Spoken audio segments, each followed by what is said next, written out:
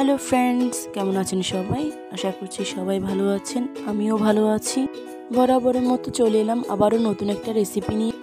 আজকে আমি grill fish বানাবো ঘরে থাকা সামান্য কিছু উপকরণ দিয়ে। আপনিও কিন্তু এই রেসিপিটা তৈরি করতে পারেন। তো চলুন আর কথা বাড়াবো না, রেসিপিটা শুরু করা যাক। আর আজকে আমি এই গ্রিল ফিশটা তেলাপিয়া মাছ দিয়ে করব। তার জন্য শুরুতে একটা তেলাপিয়া মাছ নিয়ে নিলাম।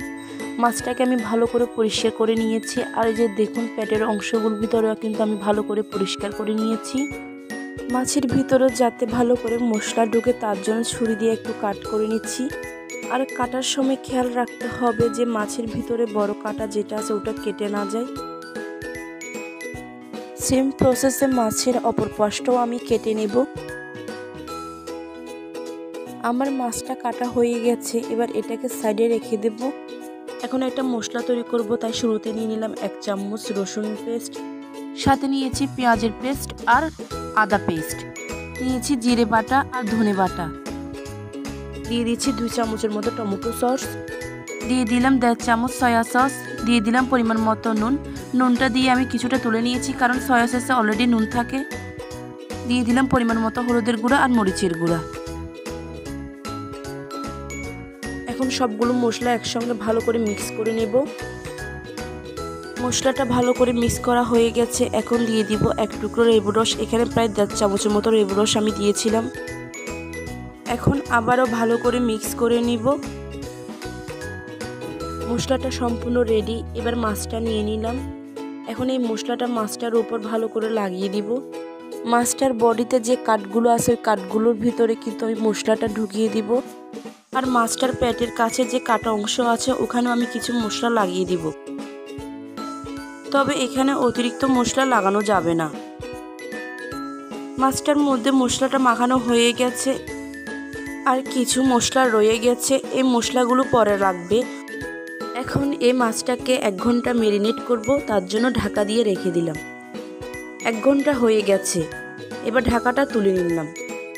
1 ঘন্টা ম্যারিনেশনের পর আমি এতে কিছু সরিষার তেল ব্রাশ করে দিচ্ছি। তেলটা মাছের এক পাশে ব্রাশ করা হয়ে গেছে। এখন অপর পাশে তেলটা আমি লাগিয়ে দিচ্ছি। এবার চুলায় একটা প্যান বসিয়ে দিলাম, দিয়ে দিচ্ছি 1.5 কাপ সয়াবিন তেল। তেলটা ভালো করে গরম হয়ে এলে মাছটা দিয়ে দিতে হবে, আর চুলার আঁচটা কিন্তু মিডিয়াম করে দিতে হবে। এভাবে মাছটাকে 5 থেকে 6 মিনিট ফ্রাই করে নিতে হবে। কিন্তু আমার ছেলের জন্য একটু অমনোযোগী হওয়ার কারণে আমি মাছটা উল্টে দিতে ভুলে যাই, তাই প্রথমে আমার একটা পাশ বেশি ফ্রাই হয়ে যায়। তবে সমস্যা নেই, চিন্তার কোনো কারণে আপনি ফ্রাই করার সময় একটু খেয়াল রাখবেন।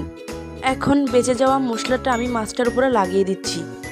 এ পর্যায়ে চুলার আঁচটা কিন্তু মিডিয়াম থেকে আর একটু কমিয়ে দিতে হবে। এবার আমি মাছটাকে আবারও উল্টিয়ে দিব। মাছটা উল্টানোর পর মাছের এই পাশে ব্রাশের সাহায্যে আবারও একটু মশলা লাগিয়ে দিব।